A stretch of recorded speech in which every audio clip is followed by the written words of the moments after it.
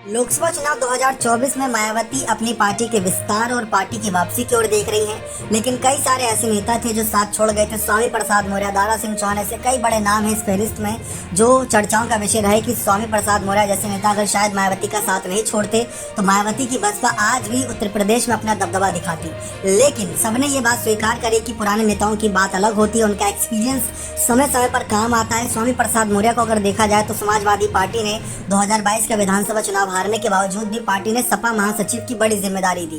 तो यही चीज मायावती को भी कहीं ना कहीं करनी चाहिए थी। मायावती का साथ छोड़ते चले गए उनके पुराने नेता, और आज के समय में मायावती ने जो फैसले लिए हुए हैं वो उनकी और मुसीबतें बढ़ा सकते हैं। आपने हाल ही में देखा होगा इमरान मसूद के बारे में।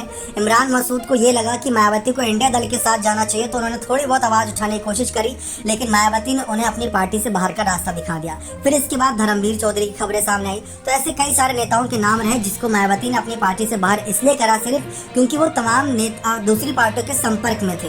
अब यही चर्चा इस बात की है कि अपने पुराने नेताओं से निपटने के लिए और नए नेताओं की एंट्री के लिए मायावती क्या करती हैं, और साथ ही साथ अपने नेताओं को रोकने के लिए भी क्या करती हैं। क्योंकि एनडीए और इंडिया दल अगर मायावती को अपने पक्ष में लाना चाह रहे हैं, अगर वो नहीं आ रही तो हो सकता है कि एनडीए और इंडिया दल बसपा सांसदों को लालच दे, उनको कोई बड़े डोरे डाले कि आप हमारे साथ आ जाएं।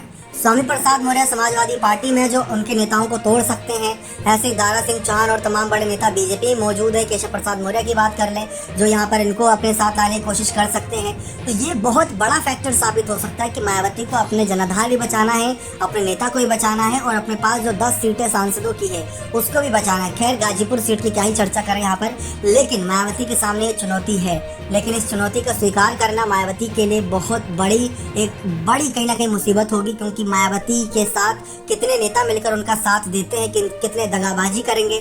ये तो अभी लोकसभा चुनाव में 7-8 महीने का वक्त बचा है, तो इसलिए थोड़ा बहुत सब्र रख के सब बैठे। लेकिन अब जैसे एकदम से लिस्ट तैयार होगी नेताओं की, तो उसके बाद आप देखिएगा पाला बदलने का खेल शुरू हो जाएगा।